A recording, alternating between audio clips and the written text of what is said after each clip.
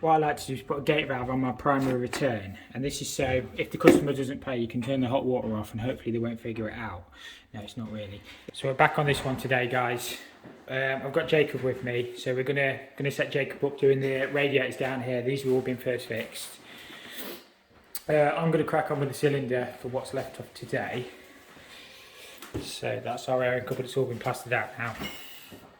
So unvented cylinder going in here. Jacob is going to do these radiators. So we've got a radiator going under this window here. So that's pretty much what we're hoping to get to into there. There's also some radiators upstairs which I'll show you in a bit. So yeah, I'm just going to crack on with this one and hopefully it all goes alright. Obviously the pipes didn't quite get in the right place, but the cupboard was slightly larger than we thought, but that's okay. We could do something with it. Hopefully it should turn out nice and neat. So we're just second fixing these radiators in here. All I use on these is a chromium push fit elbow. So I just need to trim that down a little bit. That'll go on there. And then it'll go straight in, so it should look nice and neat. Obviously we've got room to put a pipe collar on here as well above the skirting board. So obviously the radiator is nice and level. So the same both sides. Should look okay, I think. I always just put a little bit of jet blue on that, and that pipe will just lift straight up into there then. So I'm putting a TRV this end, and then Jacob's doing the other end with a lock shield drain off. So we're using one of them so you can drain it down, because it's on a drop, it just makes it easier. I dropped my pipes down there, if you guys remember, on the first fix. So it should look nice and neat, hopefully. That's pretty much the finished job on this one. What I'll do is obviously get pipe colour once it's decorated and just a little bit of chrome snap. I'll leave this head off, put the decorator's cap back on. I just thought I'd show you what it looks like. So just got to put the air taps in, Jacob will connect the other side in, and that's that one all done then. On this one we've got to be a little bit careful when we mount the bracket. Jacob's going to do this one by himself. But we've got underfloor heating pipes between 360 and 470, so we can't screw the bracket, but I think we should be okay anyway. But what we'll do is mark behind the brackets for the next guy if he ever changes the radiator where the pipes are. Obviously we've got pipes dropping in the middle and then pipes running across that feed the manifold.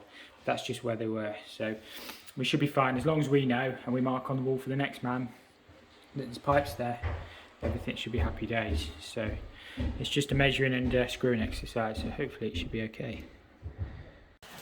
First thing I'm going to do with this is I'm going to bring my cold up the back wall, obviously clip it and then put the composite valve above the height of the cylinder. I can't actually find my expansion vessel for the cylinder. I'm sure this one needs a separate expansion vessel, so we'll have to contact the merchants. It's normally in the box but it isn't there. So I'll get all this composite valve up, get the lever valve set up underneath so we can get all the water back on, and then I can work everything in. So at the bottom I've got, the bottom one was my discharge because it was done with the sweat bend, and then I've got my hot and my primary flow and return to work in.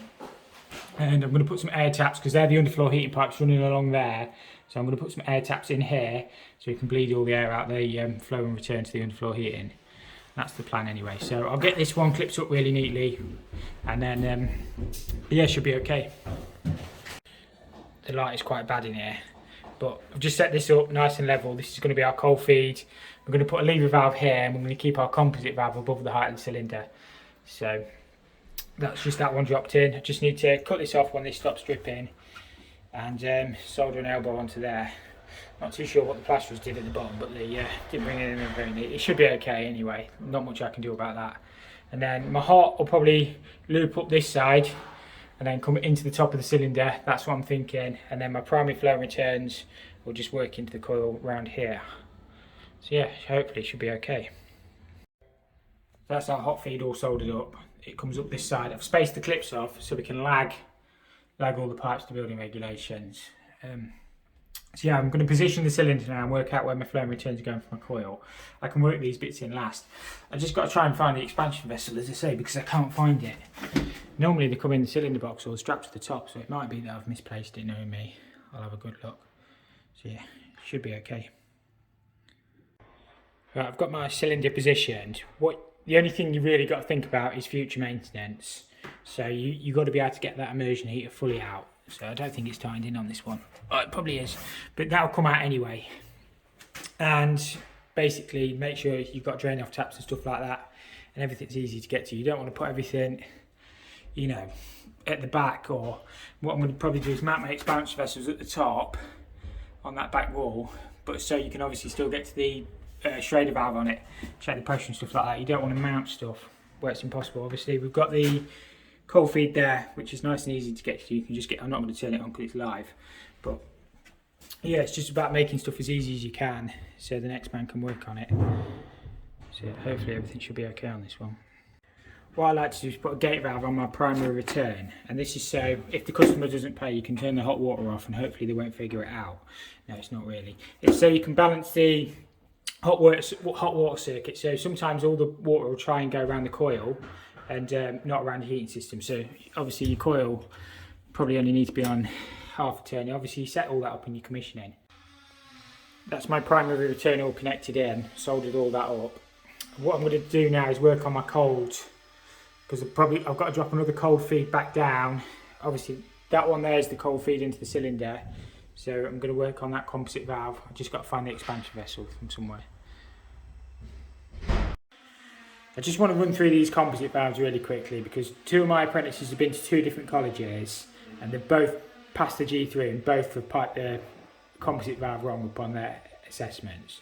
So they've basically, what they've done is they've taken their expansion out of this one. This one is not for expansion, this one is balanced cold feed. The water, it's got a single check valve in here. Don't forget, inside the cylinder we've got fluid category 2, because obviously it's got a change of temperature, so that makes it fluid category 2. So you've got fluid category 1, fluid category 2. So inside here is a single check valve. A single check valve is perfectly fine for fluid category 2s, but the water will not expand back down into this one here. So you cannot take your expansion vessel off that side of your composite valve. You can take it off here or off here, but not there. Two of my apprentices both piped it up wrong and they passed on their assessments. So I don't know whether the colleges are teaching it like that or whether it's been drawn in a book like that, but when you blow down that valve, water won't come out that 22 port there. It just won't work.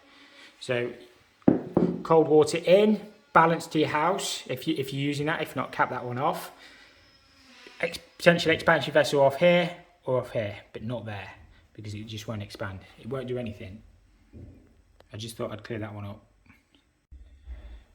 I always keep my valve just above the height of the cylinder, because if you ever want to work on that valve, all you've got to do is turn that lever valve off there and you can take that valve out without doing anything out of the cylinder. My expansion vessel is going to come off here and be mounted over here. That discharge, that 6-bar PRV, has got to be within 500 of your tunn dish off this one, so it will just bend down in front and tee in on top of the tunn dish here, and then we're going to have like at least 600 foot. You've got to have a minimum of 300, but this one's got miles. That's the other reason you want to keep it high, because you get your discharges all right then. So this pipe is simply going to bend up and back round and then back down the side of this other pipe here into the cold inlet of the cylinder, which is right at the bottom. So I just like to keep them like that because it makes them easier to work on. So all you've got to do is turn that valve off, and if you want to clean the filters out or change the blow off or change the whole valve even, it'll take you 2 minutes. Right, what I've done is I've put a fill loop in off this cold, so obviously I can fill the heating system up. The light is shocking in here, but what I probably should have done is turn the water off before cutting to the pipe. And luckily I didn't get too much, because obviously I cut the other side of that lever valve, didn't I? I didn't turn the water back on, so it should be okay. I didn't get all the way through the pipe, I just ran around and quickly turned it back off. So I'll be able to fill the heating up off here. I'll take it onto one of them two 15 stubs I've got coming out here, because that's on the heating system. So I'm going to work on the composite valve again now. Just bring the cold feed down and then get that piped into the cylinder. So I've bent that back down through the middle, and you probably can't see because the light's terrible, and to the bottom. So I just need to connect it into my cold feed. The one on the right is my hot, which connects to the top, and then the expansion vessel is going to go up there. So hopefully that makes a bit of sense. And obviously PRV will come down in front and then connect onto the tunn dish here somewhere. Right, I've got my hot and colds all connected into the cylinder now. I just need to find the expansion vessel. I'm trying to bend a lot more. I've got, well, not a new record bender, but I've got a second-hand one, and it doesn't keep the pipe, so I'm happier using it. So hopefully you guys can see how it's all coming together now. So all them are in. I've put a lever valve on the top of the cylinder. Just saves a little bit of water when you're draining down. You can just turn that one off, so it makes it a little bit easier. So they're all in, and nice and neat. I've got to lag them all yet anyway, but soldering's not looking too bad. Not perfect like some people's, but it does me. Right, we've moved from the unvented cylinder downstairs to up here because the decorator wants to spray all in there. So I've taken the cylinder back out so we can spray all behind the wall. What we're going to do is get the leg set up on this bath and obviously get this bath in. We've got somewhere I brought the blender up. We've got blender, traps and stuff like that. When I solder these up, I'll make sure these are straight because they're only clipped behind the wall if you remember when I did my first fix. So they will spin a little bit, but we need to make sure they're dead level and 150 centres. Obviously we're going to mount the blender down here where you can get to it. We're going to put a batten along the wall so when we sit the bath in, it's nice and solid, so there's no movement at all. But I'll run through all that. You can probably hear the decorator spraying down there at the minute. So we've come up here, we're taking the radiators back off and we're just trying to keep out his way really. I think he's already done the ceiling in here anyway, so most of this will be mermaid boarded or tiled, so I don't think he's got much to do in this one. So that's what we're going to crack on with. The first thing I need to do is check to make sure the bath isn't damaged in any way, shape or form, and we're going to get our legs on. A little top tip with these guys is when you take these screws out of here, save them, because sometimes these can be the bits that you screw your brackets onto your bath with. They're not always, but just don't chuck them away because you might need them again in a minute.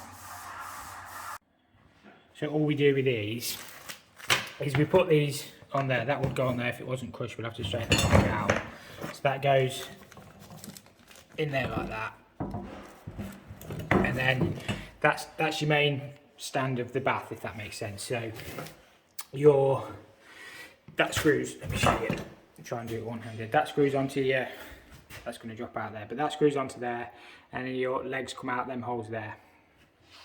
But just make sure when you screw through, use the correct length screws, otherwise you'll end up into your bath.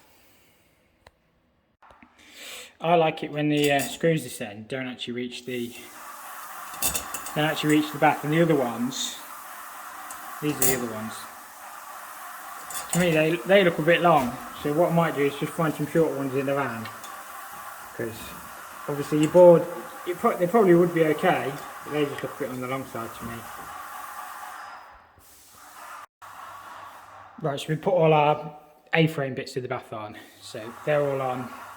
And what we need to do now is, obviously that's the middle one, because it's the shortest, that will just go through there. I normally leave that one off till last and level all of them up and then just screw that one down to the floor, you know, once you've got all the others in. So what I do is measure the height of the panel and then roughly work out what height these need to set at. Obviously you can't do them properly until you get it in because the floor might not be level, but you can more or less work out. Obviously you need to put the 10mm nuts on and trap them, depending on how many we've got. Sometimes you get 3, so you can put 1, 2 and 3. Sometimes you can only put 2 on each. But that's the next job. Then we can work out the height of the bath with the panel and then just level it up round on the wall. So we've added some of our own 10mm nuts out the van, just so it's got 3 on each, because I think it makes them just a little bit more solid. That one I'll have to just have 2 on because I ain't got any 8mm. They're a slightly smaller nut. So I'm just going to go down, measure the height of the panel, and then, as I say, roughly set this up, obviously allowing a little bit of flooring, and that should do that then. Right, I've been down and measured the bath panel. So it's 520, so from the finished floor, this is obviously going to have plywood down and vinyl. We need to be 520 to the underside of the bath. So it's got the lip, so the bath panel tucks underneath. So that's what we're going to be aiming for. Obviously, depending whether the floor is level, whether we can get that all the way across. So the wall is actually looking quite square. That will go into the corner a little bit more, so this one's not too bad at all. Obviously, if you've got a big gap, you'd be having to chop in one side or the other to try and lose it, but this one should be more than acceptable. So what I'm going to do, level the legs up, then we're going to remove the bath, we're going to draw around it, and then we're going to set our lats up so we can sit the bath on and then lower the legs down to that, if that makes sense. So the bath will be nice and solid. We'll also bed it in with silicone behind, so once it's gone off, it'll be absolutely solid. Obviously, you've got to be really careful with the showers above. Obviously, there's going to be quite a lot of weight this end, so you've got to bear that in mind, whether the floor and everything can take the weight. And this one should be okay. Obviously, underneath, I will get a light set up so you guys can see better. We've obviously got hot, cold, and our waste. So we've got to work them in as well. Obviously that back, I've not levelled the legs up or anything yet, guys, so the leg is wonky, I realise that, but we'll sort that in a second. So we've got the bath somewhere near level on all 4 sides. What I'm going to do now is just draw around with a pencil line, measure down the depth of that and screw a lat so it sits on the underside of the bath.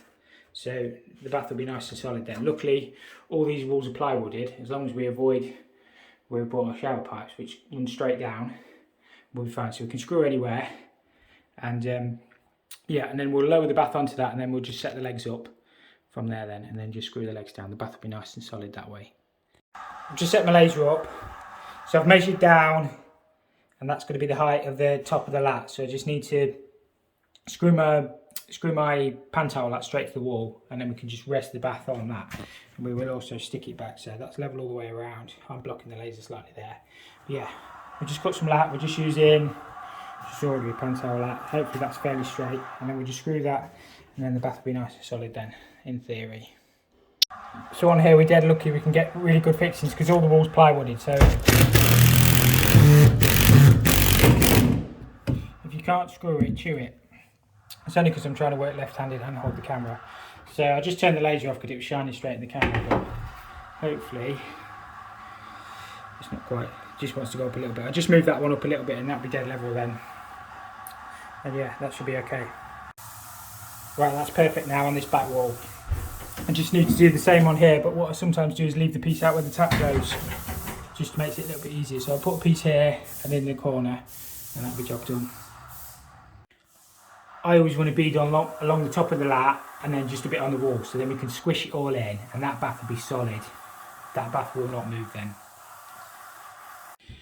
So I've just sat the bath on, just lowered my legs down to the thing. It's pretty much sat on where it needs to be. It's really solid. So what I always do is I screw the rest of my legs down, just tighten them in onto the nuts, and then just run a bead of silicone around the outside of the bath. And then when you come to do your final seal, obviously you'll fill it half full of water and then just silicone around. Yeah, that way it's nice and solid. So yeah, it should be okay. Probably just need to just carefully just ease it into that corner a little bit when I screw the legs down. But yeah, it's not too bad. So I've just been down in silicone the back edge. What I'm going to do is work out where my tap's going now, because we've got 2. I could have drilled them in before, but I just find it easy just to do it like that from above. So yeah, I'll get them drilled next, get the waste and the overflow and everything done, and then we can start on the pipe work underneath. So it's all nice and level. I will silicone behind once we've got the taps in. Yeah, all should be fine. We've got the shower and everything dead in the middle of where we wanted to be, so that's okay.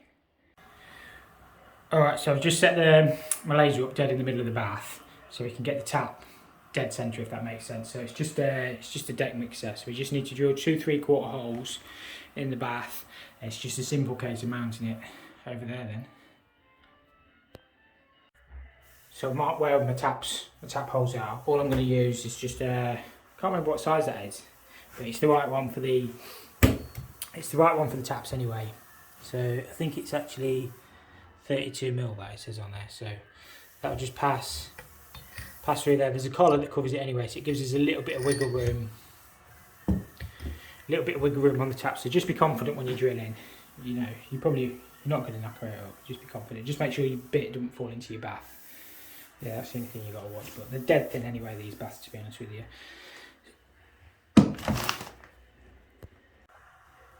Obviously it fits perfectly because obviously we did our measuring. We've also got a couple of these to pop on just underneath the tap yet. But what I'll do is just silicone behind the bath now, just to make it a bit easier.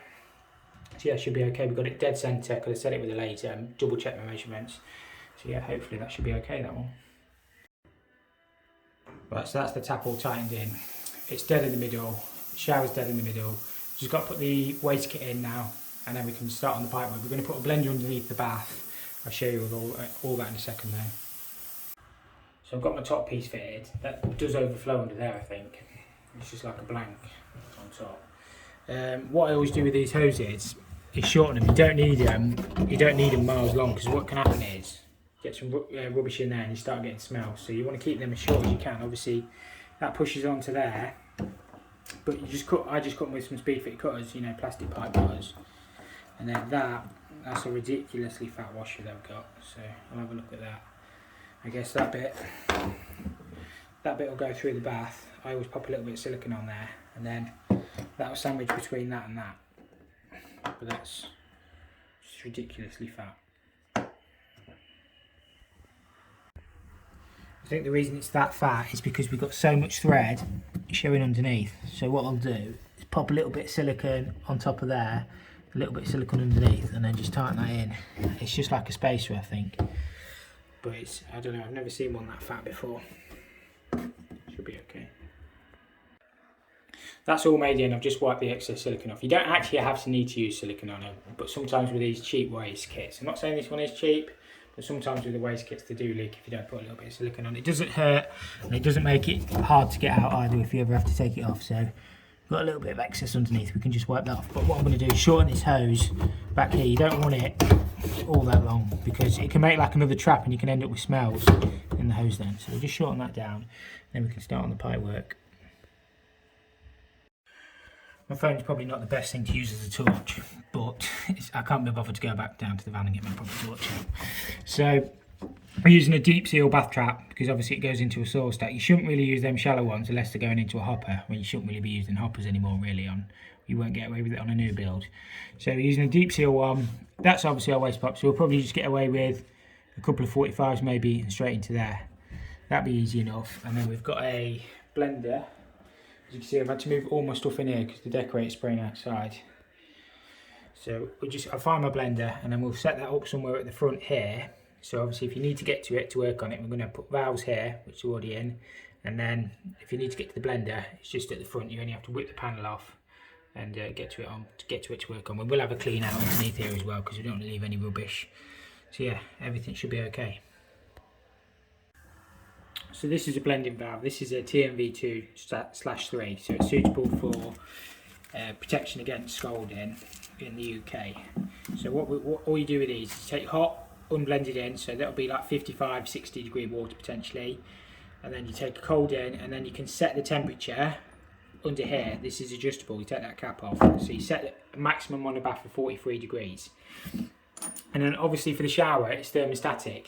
So we need to take an unblended feed to that, so it needs to be like 55 degree water coming in, and then the shower regulates the temperature. So that's how it works. Obviously you're required to fit one on new builds or buildings that are material change of use. So if you're going from like a barn to a house, you'd have to fit a blender or a thermostatic bath tap, which this isn't. If this was a thermostatic bath tap, we wouldn't need to fit a blender, but because it's not, we need to fit a blender on it. So that's how they work. They do require servicing once a year and check-in. So that's why you don't want to put them anywhere that they're not accessible. So yeah, nice and easy to fit really. Hopefully we can do a neat job piping it up. And that's all there is to them really. So you can get like 22mm versions as well. This is just 15mm one. All we've got is 15mm feed store bath. So it should be okay. And yeah, we'll get it piped up. You always end up with loads of these in your van as well because these are a non-return valve. So once you bought them, you can't take them back. That's why they're called non-return. No, they're not really. There's a single check valve inside there to stop the water passing from the hot to the cold. So that's all that's inside there. So it will go into the valve, but it won't come out. It's called a non-return valve. Single check valve is the proper name for them. But yeah, that's what's inside there. That's our hot feed all soldered in. The top one was the hot.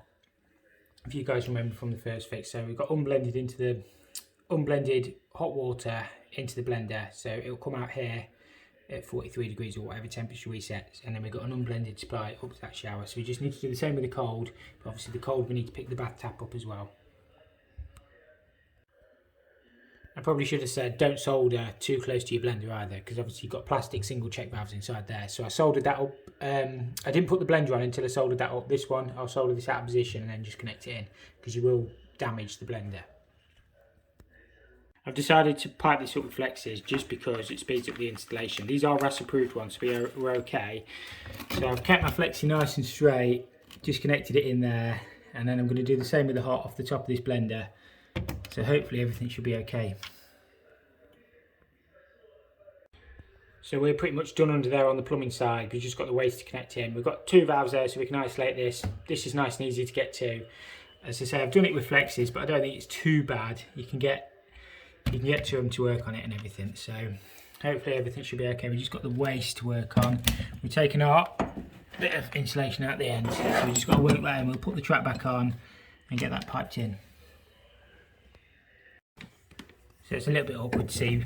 I know I'm using white fittings and black waste pipe, but it should be fine. We can get away with a couple of 45s on that straight into the trap, so to give it minimum resistance just as it leaves. So 245 straight in there, job done. It's probably quite hard to see because it's behind my blender, but we've used a couple of 45s on there straight into that straight into that 1.5 inch black. So it's all tightened up. You can get to it nice and easy. It's just the camera doesn't show it very well.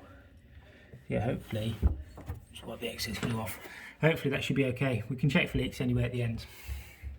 My mate's just got the water off at the minute. He's connecting the kitchen sink up. So this bath's all done. What I'm going to do next is that towel over there. I need to have a bit of a tidy up. But yeah, this one's all done. You get to see my ugly face for a minute. I've got all my bath in. Can I get it in shot?